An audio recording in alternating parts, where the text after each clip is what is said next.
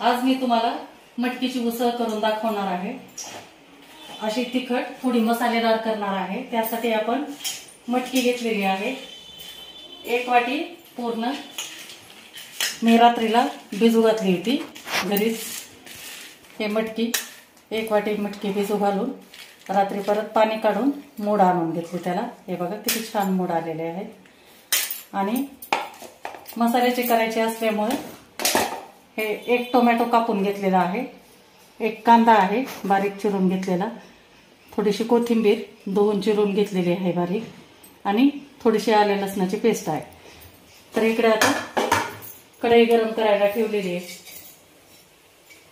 त्याच्यामध्ये 2-2.5 चमचे तेल टाकून घेते।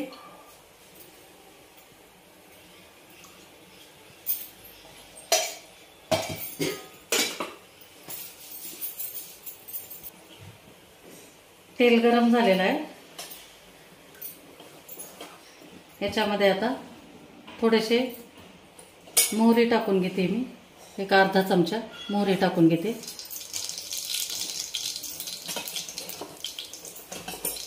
मोहरी छान फुटल्यानंतर जिरे टाकून घ्यायचेत आपल्याला, अर्धा चमचा।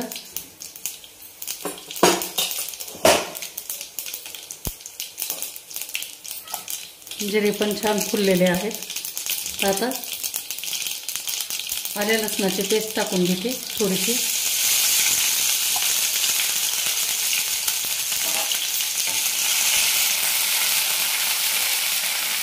ठेचून घेतलेला आहे हा जाडसर जरा, अशी पेस्ट केलेली नाही आले लसणाची।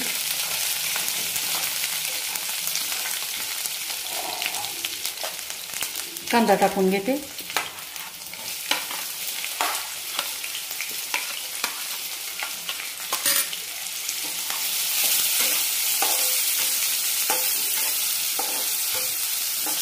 कांदा छान गुलाबी होऊ द्यायचा, 1-2 मिनिटांमध्ये गुलाबी होईल आता कांदा।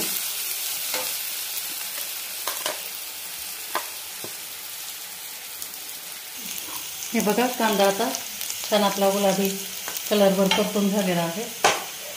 आता याच्यामध्ये मी अगोदर हळद टाकते, एवढी हळद टाकून घेते।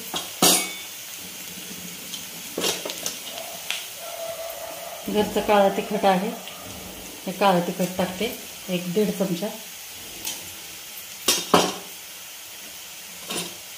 आणि अर्धा चमचा काश्मीरी लाल मिरची पावडर टाकते,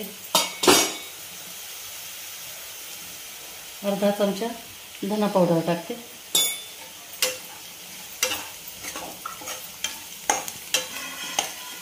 छान तेलावर परतून घ्यायचं हे तिखट वगैरे। नंतर याच्यामध्ये टोमॅटो टाकून घेते।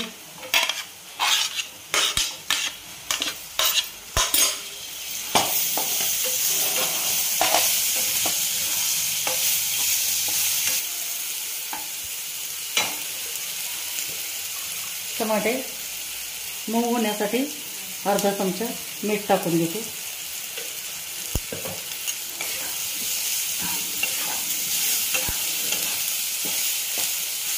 आणि एकदम कमी गॅसवर थोडंसं झाकून ठेवते याला। 2 मिनिट झालेला आहे।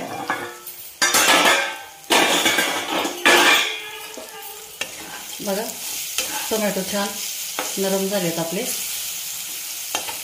थोडीशी कोथिंबीर टाकते याच्यावर।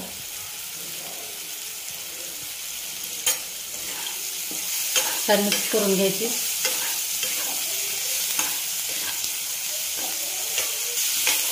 आता हे मटकी मोड आलेली टाकून घेऊ आपण। मी या मटकीला भाजून वगैरे काही घेतलेलं नाही, कच्चीच आहे। खूप पौष्टिक असते मटकी खाण्यासाठी, छोट्या मुलांना मोठ्यांना सर्वांसाठी।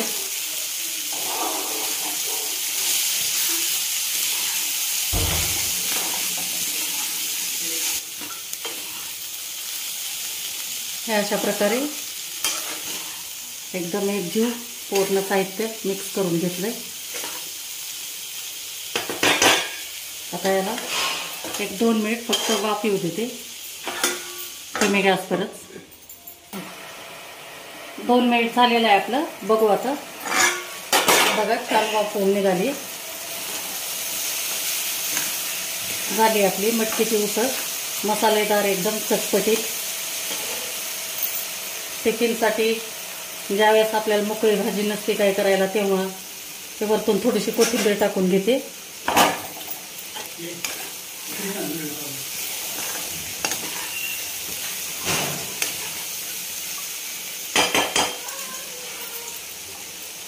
तर मैत्रिणींनो, तुम्हाला जर माझी ही मटकीची उसळची रेसिपी आवडली असेल तर प्लीज लाईक करा, शेअर करा आणि सबस्क्राईब करायला बिलकुल पण विसरू नका. माझ्या चॅनलला एकदा नक्की भेट द्या. नक्की तुम्हाला माझ्या नवीन नवीन रेसिपी बघायला भेटतील. नमस्कार.